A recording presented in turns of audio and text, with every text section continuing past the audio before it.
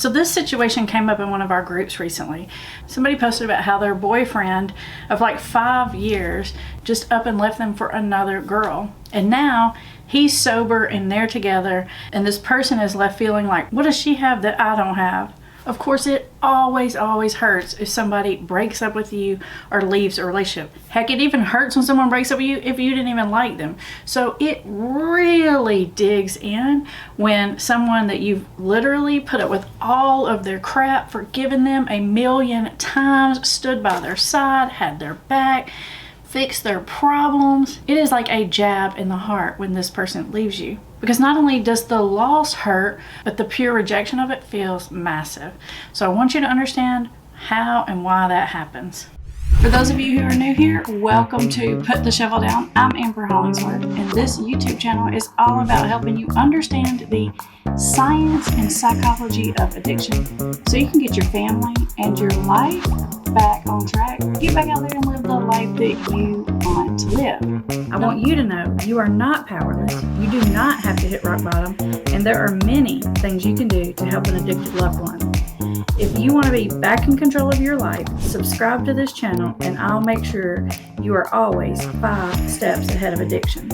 The thing of it is this, their addiction has been wanting to get rid of you for a long time because you're the one standing in the way between them and the addiction. I think I'm insulted. What? You can't, no, this isn't right. You can't do this. Now, in most cases, someone's addiction will trigger you to act crazy, be in the bad guy role, yell, scream, threaten, nag, throw out ultimatums, and all that kind of stuff. And while all that's happening, you've got the addiction over here, which solves all their problems, makes them feel wonderful, and then there's you, who makes them feel terrible and crappy and is keeping them from what they really want. Nothing could be further from the truth. I'm the good guy here. I know that is a completely unfair characterization. I'm just saying, looking at it through that lens, that's sort of the picture that they see. Not accurate, but it's what they see. But even if you've watched all my videos and you've worked really hard not to be in the bad guy role, that person probably associates you with feeling bad and guilty and shameful. They're projecting our own personal fears and anxieties onto the national stage.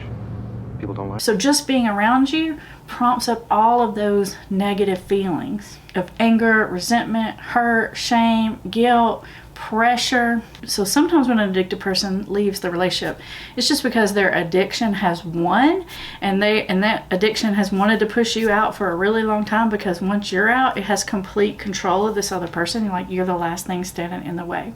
They want you out, you know that. Yeah. And the other time when an addicted person will leave a relationship is when they've met someone else. Now, it can be one of 2 ways. It can be that this someone else is also addicted, and that meeting someone else thing can be a couple of different scenarios.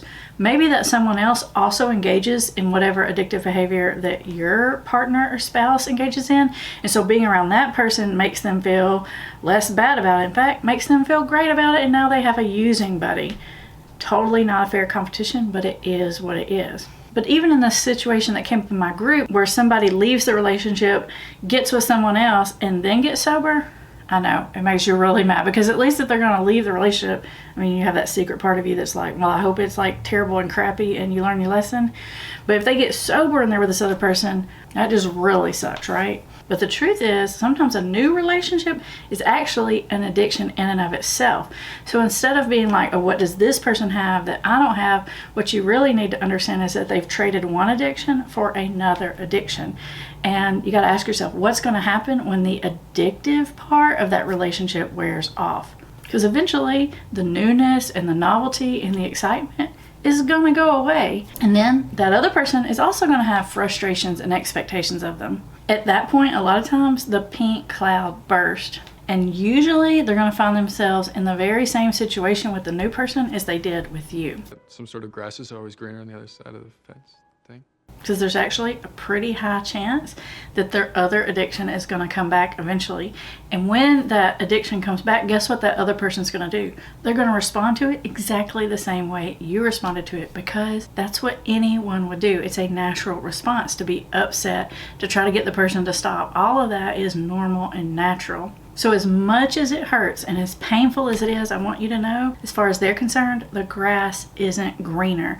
It may even look temporarily like they're having this happy, wonderful, they're living it up, they're doing everything they wanted to do, but I promise you that won't last. And the biggest thing I want you to know, as painful as it is, kind of lets you off the hook here, because it's really hard for you to leave a relationship with the addicted person because you constantly feel guilty. You feel like maybe I should have supported them more, maybe I should have tried harder, maybe I should have been more positive about it, because you feel really bad for leaving them in a bad state. So I know this doesn't make it feel better, but at least you don't have to carry the guilt for the situation. Now, the more deeply you really understand addiction and how it works and how it changes someone's brain and how it changes the way they see things, I think it's really going to help you feel at least a little bit better about the situation. So I want you to watch these videos next, because sometimes making sense of something does give us that little bit of closure that we're looking for.